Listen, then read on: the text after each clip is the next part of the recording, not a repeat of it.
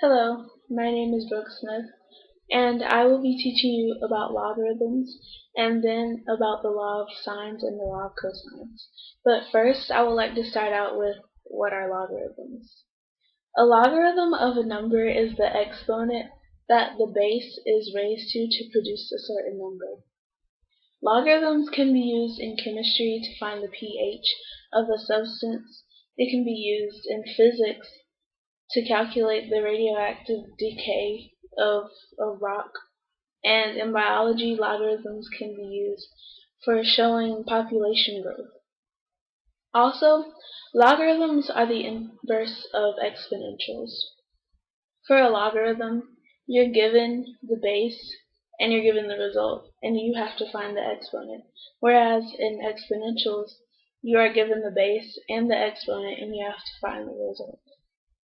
I hope this diagram helps you better understand the relationship between logarithms and exponentials.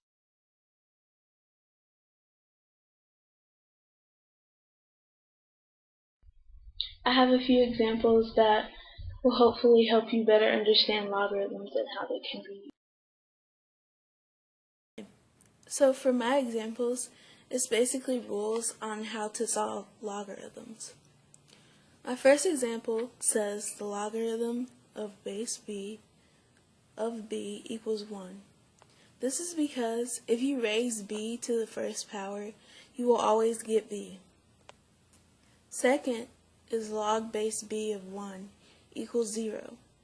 If you raise anything to the 0 power, you will always get 1. Next, we have adding logarithms. The rule for adding logarithms is that the log of a plus the log of b equals the log of a times b. Let's say that you have the log of 10 plus the log of 8, and so you would multiply the log of 10 times the log of 8, which would give you 0.903. Next, we have subtracting logarithms. The rule for subtracting logarithms is log of a minus log of b equals the log of a divided by b. Let's say that you have the log of 5 minus the log of 3. You should divide the log of 5 divided by the log of 3, and that will give you 1.465. Next, we have multiplying logarithms. The rule for multiplying logarithms is the log of a times the log of b equals the log of b raised to the log of a, or the log of a raised to the log of b. Example 1. Let's say you have the log of 25 times the log of 3. You would raise a log to the exponent of the other log. So you would have the log of 25 raised to the log of 3. Next, for dividing logarithms. The rule is the exact opposite of subtracting logarithms. The rule for dividing logarithms is log a divided by b equals the log of a minus the log of b. Let's say that we have the log of 25 divided by the log of 5. You would subtract the log of 25 minus the log of 5, and that will give you 0.699. A different rule for solving logarithms is changing bases. This example says, find the log base 3 of 7 to 6 decimal places.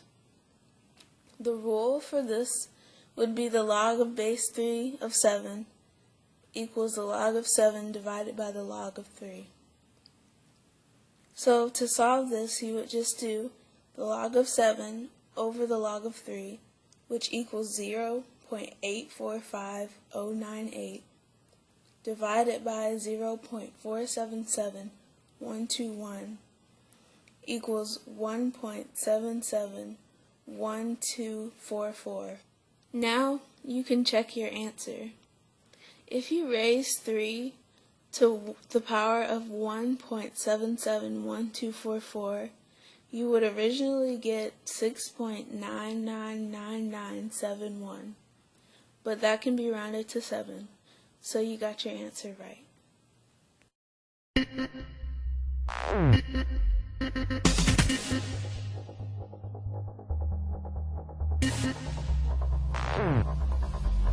Hello, welcome back.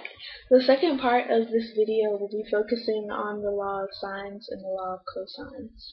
First, I would like to focus on the law of sines.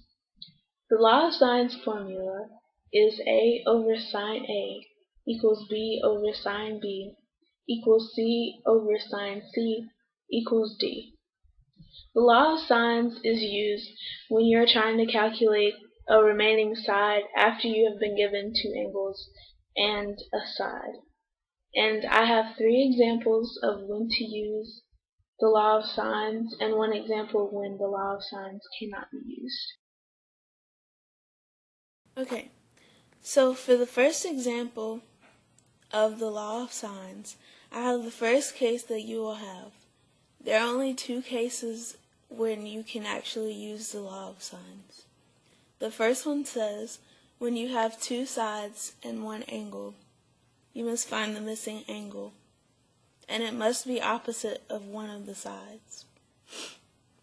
In this triangle, you have 1 angle, which is 115 degrees, and its opposite side is 49 units.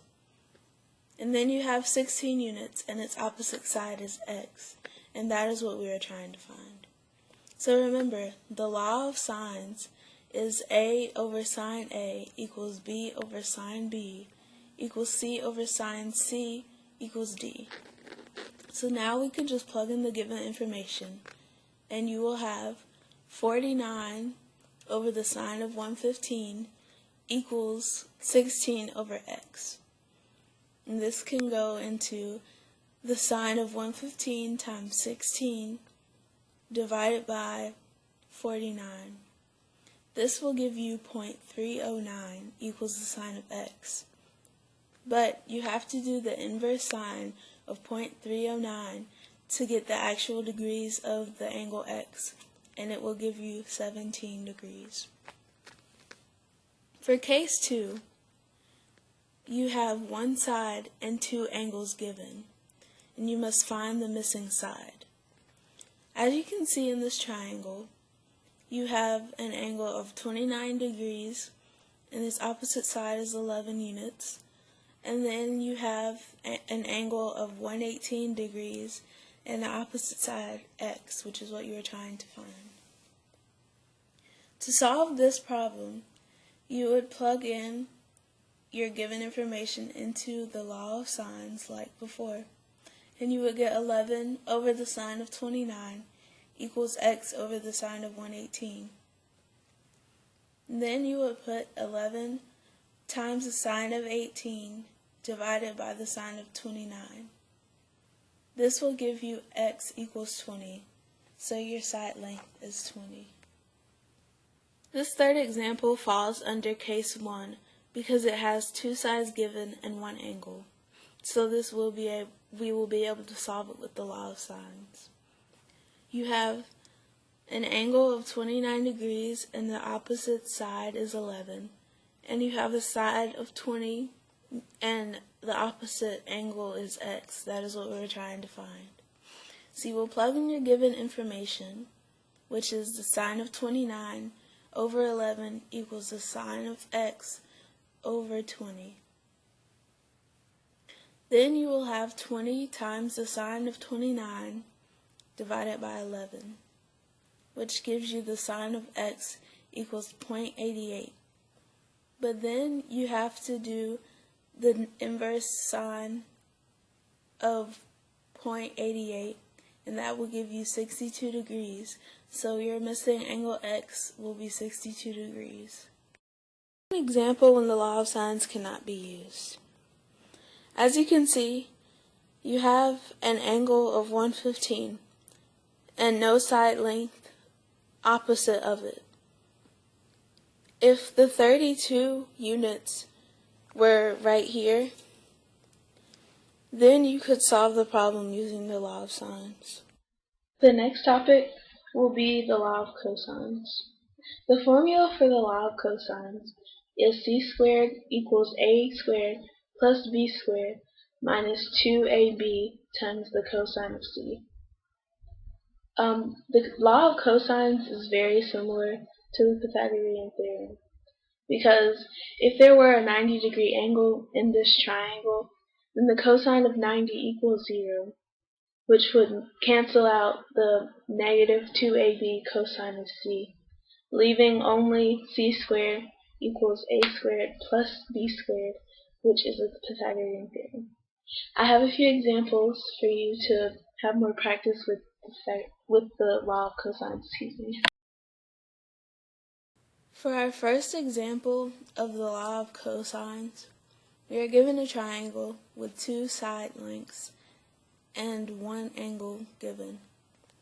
We are trying to find C, the missing side length. You will plug in your given information into the law of cosines formula, which is c squared equals a squared plus b squared minus 2ab times the cosine of c. When you plug in your given information, you will have c squared equals 19 squared plus 26 squared minus 2 times 19 times 26 times the cosine of 42.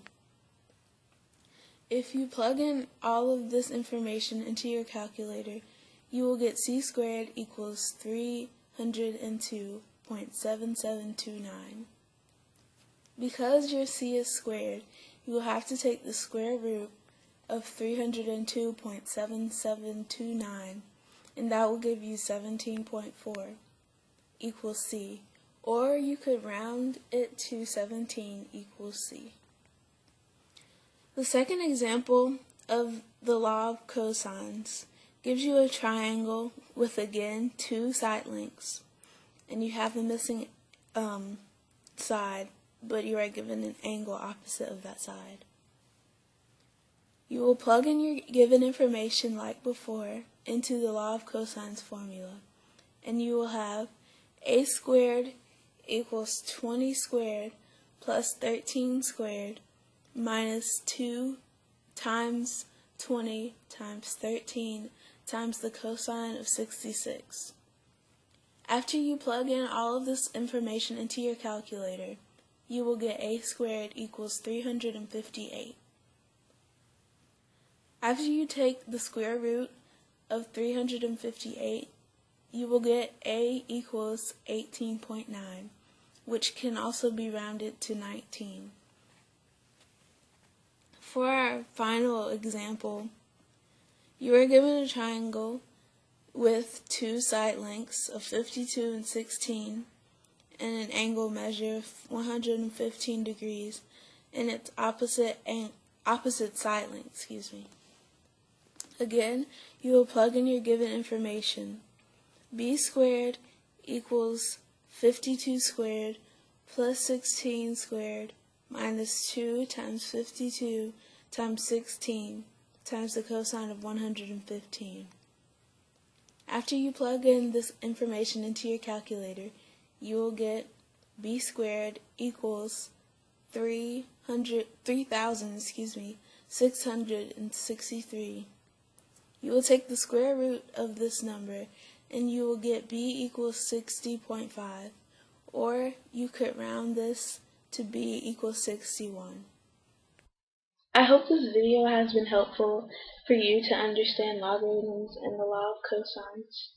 And if you need any help, you can contact me at my email, blanae@yahoo.com. It's BLONAE@yahoo.com. And I hope you enjoyed it. Thank you.